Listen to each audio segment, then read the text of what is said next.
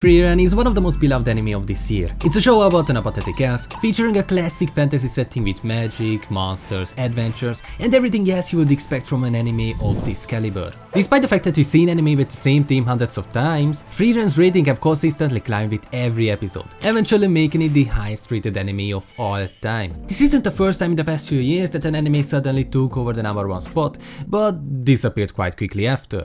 We had Oshinoko this year, which had an outstandingly strong first episode, but wasn't able to maintain that high quality of writing for a longer period. The third season of Love is War had an amazing conclusion. We had multiple parts of Attack on Titan, Fruits Basket, Spy Family, Your Name, and many more anime that took the #1 spot for a brief period.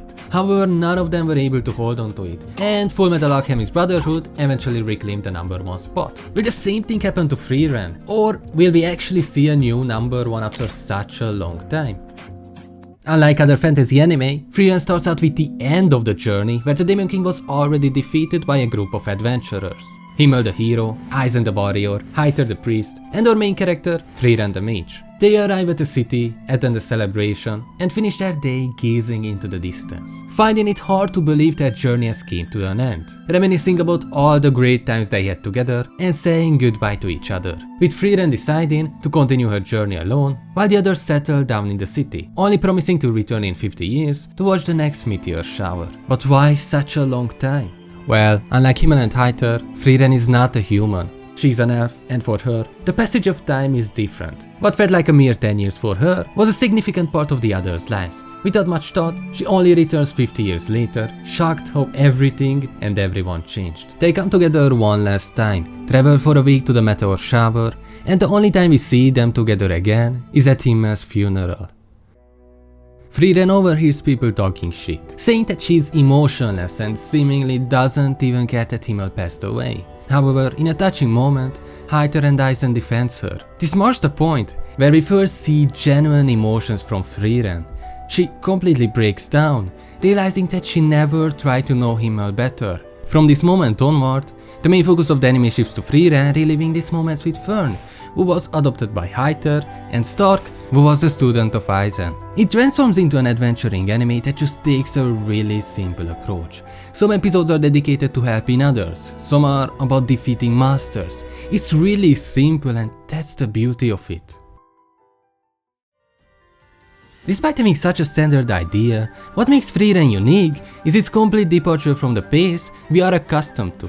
It's unusually slow, and I genuinely thought people would hate it and drop it after the first episode. In the past few years, thanks to TikTok, every form of media, whether it's a YouTube video, traditional television or a movie, has sped up considerably in hopes of maintaining viewers' attention. Frieren does the exact opposite, and that's precisely why it's so successful.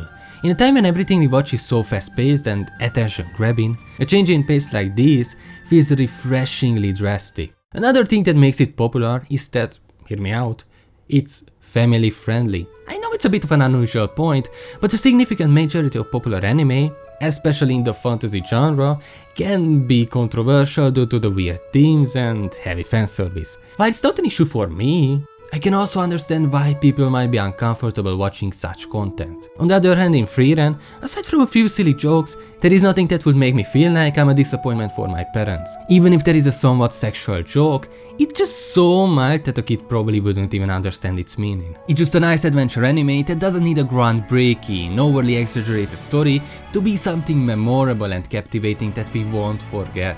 I love how it encapsulates the vast expanse of time she has lived, how she knew certain people for their entire lives, yet it was barely anything for her. Although, the most important thing for me that made me really enjoy this anime is the character writing. One of the strongest points of Frieren is its characters. Thanks to all of them being written in a fairly simplistic and easily explainable way, the anime spends a lot of time exploring each of them in heavy detail, making us really care about every single character. We have Frieren, the main character of the story. She's a wise and experienced elf who, despite living for such a long time, doesn't really do much with her life, at least from her perspective. She's quite easygoing yet apathetic, a trait that is usually annoying. However, unlike other similar characters, what I love about her is that she has these moments where she genuinely gets excited, happy and sad. Unlike others, she's capable of showing a wide range of emotions, making her character much more dynamic. Despite being so old and wise on the surface, she's actually quite childish, leading to some really funny and comedic scenes. It felt so out of character when we first learned that she turns into a literal 5-year-old when she has to wake up. Yet it fits so well, considering how long she has lived. She's a poor sense of time, and that manifests in habits like having trouble waking up, or not really comprehending how time passes for humans. I love seeing her do something completely random for 10 seconds. I love her showing a glint of vulnerability, because it has so much more impact. Take for example that scene from a few episodes ago when it was Stark's birthday, and she just pulls out a potion that deserves clothing. The grin on her face. Why is she smiling like that? Or this other scene where Stark defeated the dragon, and she was excited to collect all those items. She's so cute. These small moments make her character feel so much more lively and realistic. We also have Fern, who is quite similar to Frieren, but acts more like an adult, creating a funny and interesting dynamic between her and Frieren that makes her seem like the mother of the group. My only criticism for this anime is how Frieren was able to stay alive by herself. Fern wakes her up, dresses her, feeds her, and cleans up after her.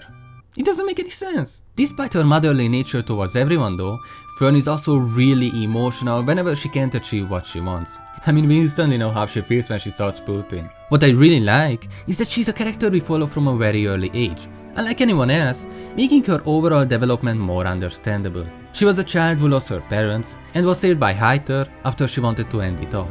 It makes sense why she acts the way she does, why she works so hard, why she's so loyal, and why she's so desperate to become a good mage. Despite her usual demeanor, her character is really likable. We also have Stark, a character I wasn't initially sold on, but he fits really well into their team. He's a lot louder, yet kind and charismatic, feeling much more approachable than the other two, and bringing a good balance to the team. There were moments where it felt like he was just there for the sake of being the butt of a joke, but I'm happy to see that his character gets explored just as much as everyone else's, and he isn't just a filler character. What I really love is that the story doesn't just explore the characters we have now, but also those who are not necessarily part of the story anymore. I'm really happy that the people from Frieren's old adventuring team constantly reappear, exploring their characters and their overall intentions in more detail. Just like the main characters in the story, they were also written in a simple way, representing certain tropes. Yet, the story goes beyond that even for them.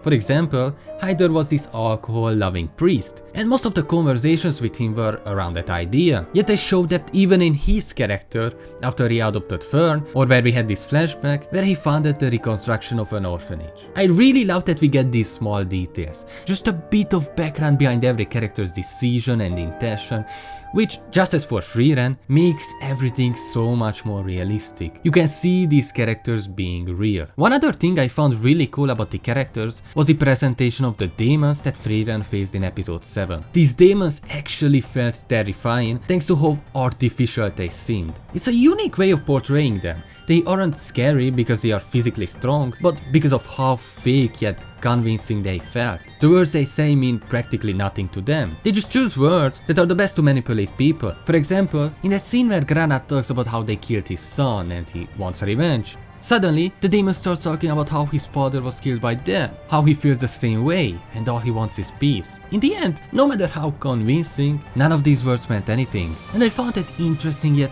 really scary. It's a unique way of presenting villains. Most of the time, their strength is shown by their powers, but I like that in this case, it's more about their words and how they were able to manipulate humans. What ties all of this up though is the production itself. I don't even know if there are words that I could possibly use to describe just how high quality Frieren is. I mean, just look at it!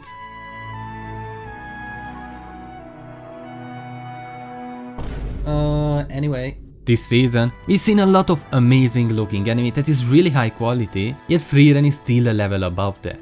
There is just so much detail in every single little thing, no matter how insignificant it is. Why does Stark putting on a jacket look this good? Why are the backgrounds so detailed? The anime doesn't need to do all of that, yet they still do it. They put in all that effort and gave time for the people behind the scenes, unlike some other companies. It has a really unique way of drawing the characters themselves, a unique line art that gives the anime this fantasy effect. When I look at Frieren, this is how I imagine a standard fantasy should look. It really couldn't get any better.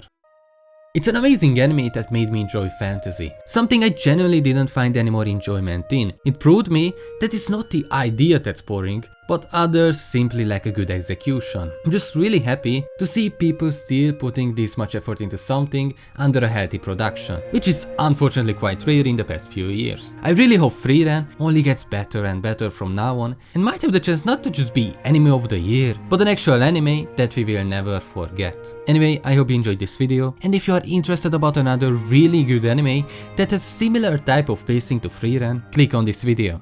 Goodbye.